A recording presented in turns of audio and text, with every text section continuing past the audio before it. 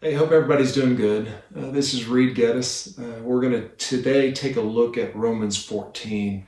And as we dive into the passage, I want you to think about how do you handle disagreement? And specifically, how do you handle disagreement with other Christians? You know, according to what we see in the media every day, 24 hours, 7 days a week, the goal of disagreements, when you disagree with someone, no longer are you trying to convince them that you're right. No longer are you trying to persuade them and use facts and logic. It seems like the definition of winning an argument or a disagreement has changed. And now the goal is to destroy the other person, right? Just pound them into oblivion, work in a little character assassination, humiliate them, and just reduce them to, a pile of nothing. That seems to be the goal. And to be honest with you, it's exhausting, right? As we watch all the talking heads, and it is absolutely exhausting, not to mention not very healthy.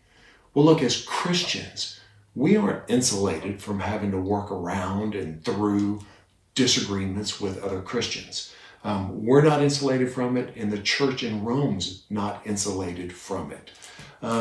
It's important that as we dive into this, and look, y'all, this is critically important because there's temptation to take this passage out of context.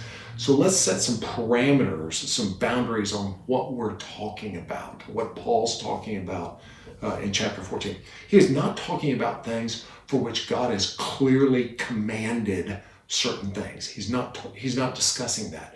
Likewise, he is not discussing things for which God has clearly defined as sin, things not to do. Thou shalt not. Okay, so those are the parameters, or the bookends of what he's talking about. The focus are the disagreements in the gray area, right? Areas for which there could be legitimate disagreement amongst Christians. And when that happens, how do you deal with it? What do you do? I want to give you one more bit of context. So as you look at this passage, it's important that we go back and we recall one of the threefold purposes Paul had for writing this letter to the Christians in Rome. There was this conflict, ongoing conflict between the Jews, the Jewish Christians, and the Gentile Christians on how they interplay, how the two groups fit into the overall plan of salvation. And specifically, the Jewish Christians were feeling rejected by the Gentile Christians because the Jewish people were having such a hard time giving up the rigidity of their life as they knew it, the rigidity of complying with the old covenant law. As we dive in, that context is important because that's specifically what this chapter is about. So let's take a look, and I'm going to read verses 1, and then I'm going to skip to verses 4 and 5. Verse 1, accept him whose faith is weak without passing judgment on disputable matters. Verses 2 and 3 talk about eating and not eating certain foods. And then verse 4, who are you to judge someone else's servant? To his own master he stands or falls, and he will stand, for the Lord is able to make him stand. Verse 5, one man considers one day more sacred than another man considers every day alike. Each one should be fully convinced in his own mind. Now don't miss the fact that in verse 1 it says disputable matters, right? Again, we're talking about that the gray area, the in-between. Tremendous freedom in what Paul says. A liberating concept in the first few words where he says, accept him whose faith is weak. Take out faith who's weak and say, accept him who disagrees, with whom you're having the disagreement, right? We don't have to agree on everything. It's okay to agree to disagree. It doesn't destroy unity if we don't agree on every single thing. We're not going to, and that's okay. The second part of verse 1 is accept him whose faith is weak without passing judgment on disputable matters.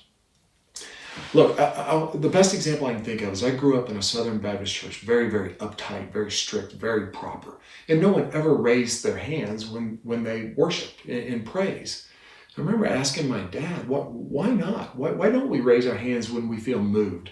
And he said, son, when you raise your hand, what you're doing is you're drawing attention to yourself. And you're saying, look at me, I'm more spiritual, I'm more moved, I'm more focused, I'm more in communion with God.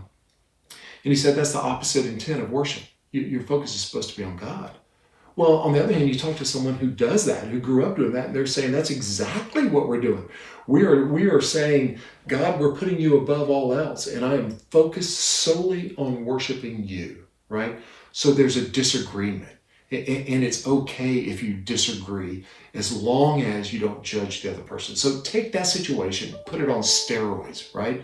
The rigidity with which the Jewish Christians were raised, dietary restrictions, observance of the Sabbath, what they could do, what they couldn't do. Man, you talk about a community that was rife with potential for conflict. It was the Roman Christians. It's important that in verse 5, you realize we're called to have personal convictions. Jesus is not saying, hey, no, this doesn't matter, just, whatever. He's saying it's okay to have personal convictions, and you can stick to those convictions, but what you can't do is you can't judge somebody else for it. Verse 1, without passing judgment. Verse 4, who are you to judge someone else? Verse 10, you then, why do you judge your brothers, or why do you look down on your brother? Well, not only can we not judge people, Paul takes it a step further, and he says, you also can't be a stumbling block. If something that you're doing in this gray area, and you know it's causing a stumbling block to a brother, stop doing it. You don't have to change your conviction. You don't have to compromise. But you also don't have to flaunt it. You can exercise your beliefs. You can practice, work out your faith, live out your faith, however you want in privacy. But if you know you're causing a conflict, then don't do it. Overall, Paul gives the instruction, the guidance. Do everything with a focus on peace and mutual edification. Well, those are great words for this time and this period that we're in. Man, let's make sure our actions are done with a focus on peace and mutual edification. Hope y'all stay safe.